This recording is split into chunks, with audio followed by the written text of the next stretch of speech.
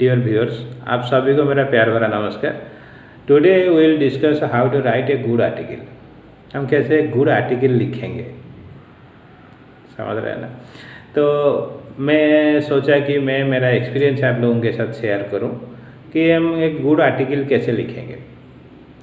पहले तो हमें ये समझना चाहिए कि why I want to publish a article, कि मैं एक आर्टिकल क्यों पब्लिश करना चाहता हूँ, किस लिए।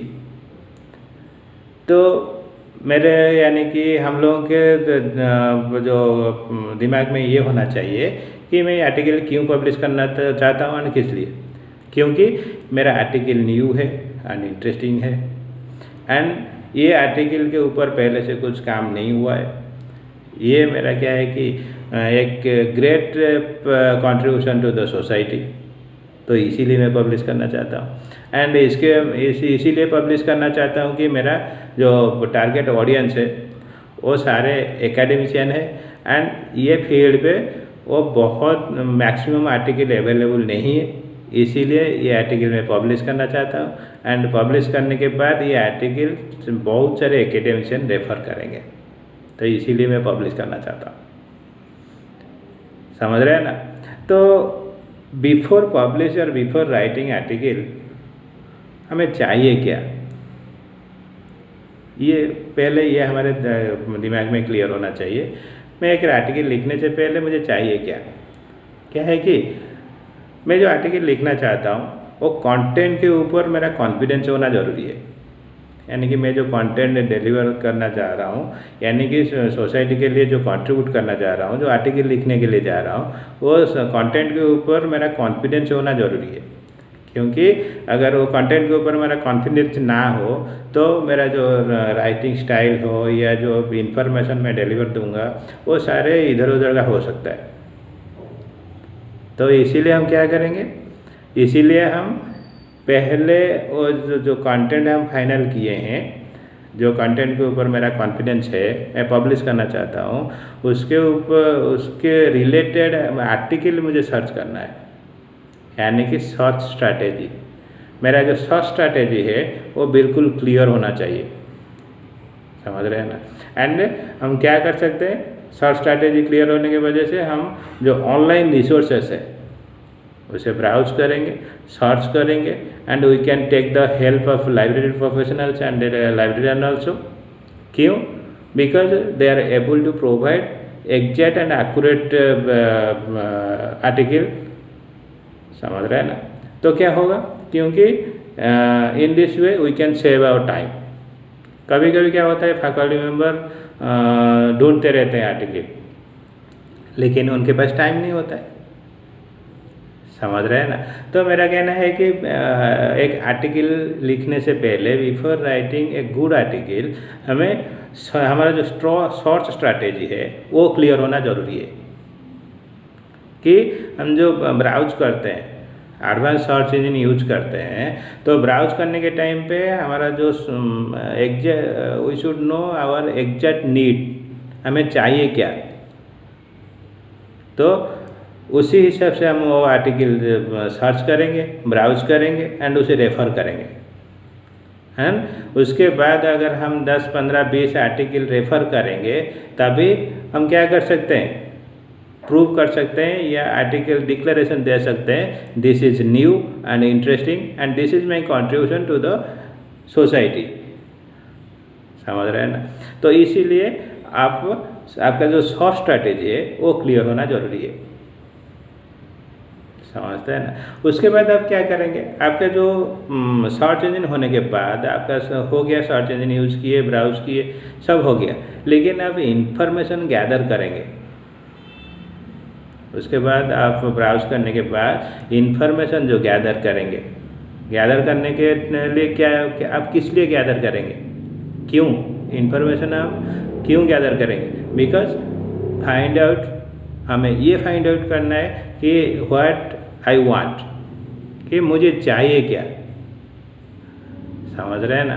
तो इसीलिए हम ये करेंगे। एंड आफ्टर ऑल कि अभी मैं जो कंटेंट के ऊपर काम करना चाहता हूँ, ये करेंट ट्रेंड के ऊपर कुछ काम हुआ है कि नहीं, वो भी सर्च करना, ब्राउज करना एंड उसके बारे में देखना ज़रूरी है। हो सकता है आप जो कंटेंट डिलीवर करने जा रहे हैं या कंटेंट के ऊपर आर्टिकल देना चाहते हैं, हो सकता है कि वो पहले से पब्लिश हो गया हो, ऐसे भी हो सकता है। तो इसीलिए आपका जो सर्च स्ट्रैटेजी है एंड इन्फॉर्मेशन गैदरिंग जो प्रोसेस है वो पूरा क्लियर होना चाहिए, समझ रहे हैं ना। उसके बाद आप क्या करेंगे, हो गया आपका इन्फॉर्मेशन गैदरिंग हो गया, यानी कि आप 20-25 आर्टिकल कलेक्शन कर लिए एंड उसे रेफ़र किए एंड आपको पता लगा नहीं आप जो कंटेंट यानी कंटेंट के ऊपर आर्टिकल लिखना चाहते हैं वो न्यू है एंड इंटरेस्टिंग है आफ्टर ऑल। उसके बाद क्या करना है, आप आपका टारगेट ऑडियंस सेट करेंगे कि आप वो जो आर्टिकल लिखेंगे आपका जो टारगेट ऑडियंस कौन है, यानी कि आप किसके लिए डिलीवर करना चाहते हैं वो पेपर, आर्टिकल पब्लिश करना चाहते हैं, वो भी सोचना ज़रूरी है। एंड आप जो आर्टिकल लिखेंगे आपको आर्टिकल को कितने लोग रेफ़र करेंगे, आपका कितने में साइटेशन दे आएगा एंड आपका आर्टिकल कितने लोग रेफ़र करेंगे वो भी देखना ज़रूरी है, समझ रहे हैं ना।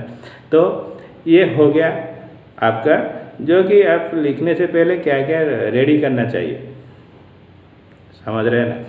लेकिन और भी बहुत कुछ है, जैसे कि आप देखेंगे कभी कभी आर्टिकल लिखने के टाइम पे जैसे कि लैंग्वेज, फॉर एग्जांपल लैंग्वेज में क्या होता है, आर्टिकल लिखने के लिए लैंग्वेज इज वेरी इंपॉर्टेंट। आप ध्यान दीजिएगा, आर्टिकल लिखने के लिए for the writing of article language is very important. तो किस लिए, क्योंकि जो भी एकेडमिशियन आपका आर्टिकल पढ़ेंगे वही यानी कि way of writing style and language से उन्हें पता लग जाएगा कि आप वो कंटेंट के ऊपर कितने कॉन्फिडेंट हो। इसीलिए ऐसे लैंग्वेज यूज़ कीजिएगा ताकि वो जो जितने भी आपका टारगेट ऑडियंस है उसे रेफ़र करेंगे उन्हें लगेगा कि नहीं आपका जो कमांड है, समझ रहे हैं ना, यानी कि वो कंटेंट के ऊपर आपका कॉन्फिडेंस है, यानी कि आप वो कंटेंट को ढंग से एनालिसिस किए हैं, समझे हैं, यानी कि आपका अंडरस्टैंडिंग वो कंटेंट के ऊपर है, समझ रहे हैं ना। इसीलिए language is very important and language and wording आपका जो स्टेटमेंट ये सब very important, be careful. Then आपका जो और एक आर्टिकल लिखने के टाइम पे और एक चीज़ हम ध्यान नहीं देते हैं वो है कि ध्यान देना चाहिए, ज़्यादातर लोग ध्यान नहीं देते हैं, उसे ध्यान देना चाहिए, दैट इज ग्रामेटिकल मिस्टेक।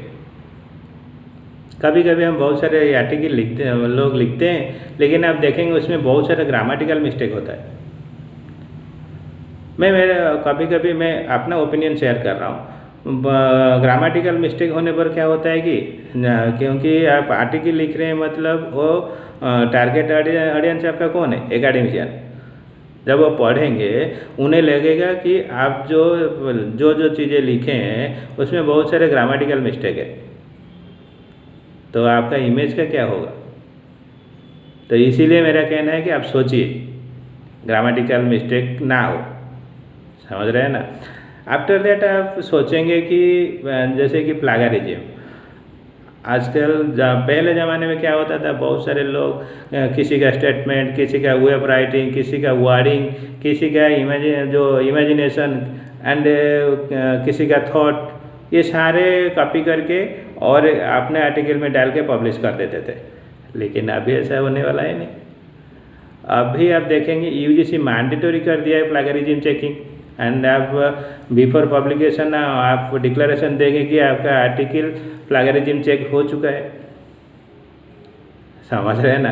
तो इसीलिए आप कहीं से भी कुछ भी लेते हैं ना, आप रेफरेंस देने के लिए मत भूलिए, सोर्स मेंशन करने के लिए मत भूलिएगा। हाँ, सोर्स जो आप रेफरेंस जो देंगे, कभी कभी क्या होता है कि कुछ राइटर होते हैं जो सोर्स देने के टाइम पे जब किसी आर्टिकल, किसी जर्नल से कोई आर्टिकल जब लेते हैं वो उसका जो रेफरेंस होता है उसे कॉपी पेस्ट कर देते हैं। तो क्या होता है, कॉपी पेस्ट करने के टाइम पे कभी कभी रेफरेंस मैच नहीं करता है, कि क्या मैच नहीं करता है। जैसे फॉर एग्जांपल कहीं जर्नल पे किसी ने एपीए यूज किया है और किसी ने एमएलए यूज किया है और चिकागो यूज किया है, लेकिन हमें पता नहीं है रेफरेंस कैसे किया जाता है, साइटेशन कैसे किया जाता है। तो क्या होता है, तो उसको हम डायरेक्ट कॉपी पेस्ट कर देते हैं। तो इसी वजह से जो रेफरेंस रिव्यू कमेटी देखता है ना, उन्हें पता लग जाता है कि ये mix of APA MLA Chicago like that. लेकिन आप किसी एक को लीजिए, फॉर एग्जांपल आप एपीए ले है ना, तो एपीए के हिसाब से सारे आप रेफरेंस साइट कीजिए। समझ रहे हैं ना, आपका साइटेशन, आपका रेफरेंस, आपका लिखने का style, way of writing and आपका लैंग्वेज, आपका ग्रामेटिकल एरर, ये सब आपको देखना ज़रूरी होता है एक आर्टिकल लिखने के लिए। एंड आफ्टर ऑल आपको सोचना चाहिए ये जो आर्टिकल मैं लिख रहा हूँ, ये आर्टिकल के ऊपर मेरा कॉन्फिडेंस लेवल कितना है, मैं आर्टिकल इसे कितना मैं समझता हूँ, इसके ऊपर मेरा अंडरस्टैंडिंग कितना है, वो ज़रूरी है। समझ रहे हैं ना। एंड ये सब होने के बाद मैं आपको ब्रीफली बता दे रहा हूँ कि हम जब आर्टिकल लिखते हैं कभी कभी टाइटल देते हैं ना, लेकिन मेरे हिसाब से टाइटल क्या होना चाहिए, title should be clear and informative होना चाहिए, जो कि आपका आर्टिकल को प्रेजेंट करे। समझते हैं ना। कभी कभी हम इतना बड़ा टाइटल दे देते हैं, कभी कभी हम इतना बड़ा टाइटल दे देते हैं, क्या होता है कि वो उसका जो प्रेजेंटेशन होता है ना, कभी कभी उसे ढंग से हम क्या है कि अगर प्लैगरिज्म के लिए भेजते हैं, प्लैगरिज्म चेकिंग के लिए, प्लैगरिज्म चेकिंग को समझ नहीं पाता है कि टाइटल क्या है। इसीलिए आपका जो टाइटल है वो कन्फ्यूजिंग नहीं होना चाहिए, टाइटल पूरा क्लियर होना चाहिए एंड इन्फॉर्मेटिव होना चाहिए। उसके बाद आप ऑथर का डिटेल दीजिए एंड आप एब्स्ट्रैक्ट दे सकते हैं। लेकिन एब्स्ट्रैक्ट क्या होता है, एब्स्ट्रैक्ट क्या है कि जैसे कि आपका इंट्रोडक्शन, डिस्क्रिप्शन एंड कंक्लूजन, इसमें ढंग से प्रेजेंट होना चाहिए एब्स्ट्रैक्ट में, जो कि आपका जो पेपर है आप देखे होंगे, जैसे कि सेज, स्प्रिंगर, एल्सेवियर, एब्सको, ये सारे क्या करते हैं, ऑनलाइन जो हम ब्राउज करते हैं ना, सिर्फ हमें एब्स्ट्रैक्ट दे देते हैं, बाकी पूरा पेपर नहीं देते हैं, क्योंकि पूरा पेपर के लिए हमें पेमेंट करना पड़ता है। किस लिए? इसीलिए एब्स्ट्रैक्ट दे देते हैं क्योंकि हमें वो एब्स्ट्रैक्ट पढ़ने के बाद इसे हमें पता चल जाता है कि वो आर्टिकल में है क्या, तो इसीलिए हम उसे पेमेंट करके वो आर्टिकल को खरीदते हैं, वो हमें ज़रूरत होता है। समझ रहे हैं ना। तो इसीलिए आपका एब्स्ट्रैक्ट आप जब किसी पीयर रिव्यू जर्नल में भेजेंगे ना, वो एडिटर क्या करेंगे, रिव्यू टीम क्या करेगा, पहले आपका एब्स्ट्रैक्ट रिव्यू करेगा। आप एब्स्ट्रैक्ट में यानी कि आपके पेपर में आप क्या प्रेजेंट करना चाहते हो, वो आपका एब्स्ट्रैक्ट में होना चाहिए। समझ रहे हैं ना, ये ज़रूरी है। उसके बाद कीवर्ड में क्या होता है कि आप ऐसे कीवर्ड दीजिए जैसे सर्च करने के टाइम पे एंड ब्राउज करने के टाइम पे आपका पेपर इमीडिएट विजिबल हो। समझ रहे हैं ना। एंड आप always keyword always less than 8 रखने के लिए कोशिश कीजिए, 8 से कीवर्ड ज़्यादा मत दीजिए। एंड ज़्यादा कीवर्ड देंगे तो कन्फ्यूजन क्रिएट करता है। समझ रहे हैं ना। आप उसके बाद आप जैसे पेपर आर्टिकल का फॉर्मेट तो आपको पता ही होगा, जैसे कि आप इंट्रोडक्शन देंगे एंड डिस्क्रिप्शन देंगे, मेथोडोलॉजी देंगे, लिटरेचर रिव्यू देंगे, एनालिसिस देंगे, फाइंडिंग्स देंगे, हाइपोथेसिस अगर हो तो हाइपोथेसिस देंगे, कंक्लूजन देंगे, रेफरेंस देंगे, ये सब तो आप देंगे ही। एंड मैं क्या है कि नेक्स्ट वीडियो में डिस्कस करूँगा कि how to write a good article the format, यानी कि आर्टिकल एक गुड आर्टिकल का फॉर्मेट कैसे होना चाहिए। मैं इसे ब्रीफली बता दिया, लेकिन ये डिटेल बताऊंगा कि फॉर्मेट कैसे होना चाहिए। तो आप समझ रहे होंगे, आपका जो रेफरेंस है उसे भी ध्यान दीजिएगा। एंड मैं ये क्या है कि एक इंट्रोडक्शन दे रहा हूँ, how to write a good article, this is a introduction only. समझ रहे हैं ना।